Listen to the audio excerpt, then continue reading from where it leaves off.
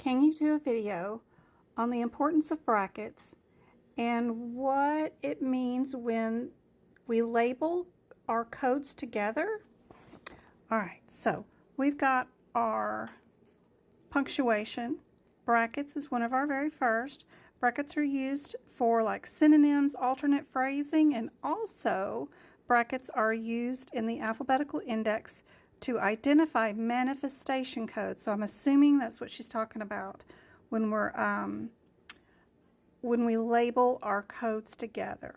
That means there's a manifestation alert. So let me show you what that looks like. Let's start off at our alphabetical index, and let's go to just diseases, because diseases have lots of manifestations, right? So we're just going to go to the index and look for our word disease, right? And let me think about one that I know absolutely has a manifestation, Alzheimer's. So let's go look up that.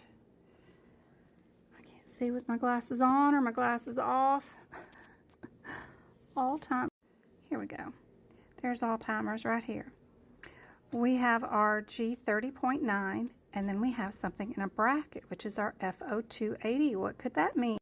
Let's go to the tabular list of the code G30.9 and see what it says. So if we come to our G30, we have our indexes all writ up in just red, just huge amount of guideline alerts screaming at you, telling you that you're in trouble if you don't pay attention.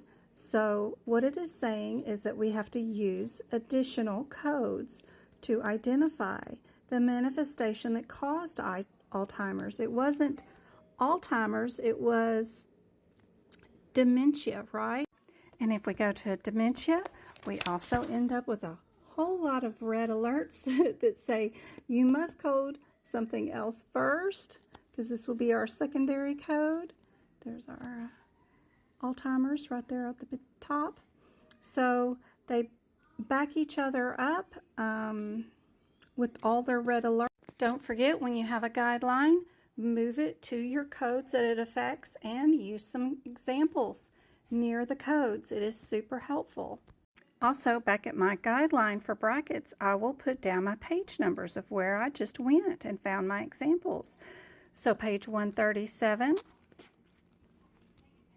is my first bracket alert in my alphabetical index near the G30.9 that tells me I'm going to need the FO2.80 for Alzheimer's and dementia. Page 602 is where I found my G30 alert, and page 562 is where I found my FO2 alert.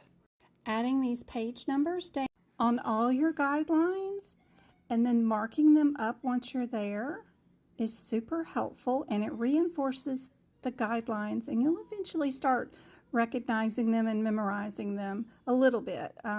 It's really hard. You got to make sure you have plenty of notes inside your books, and you practice a ton.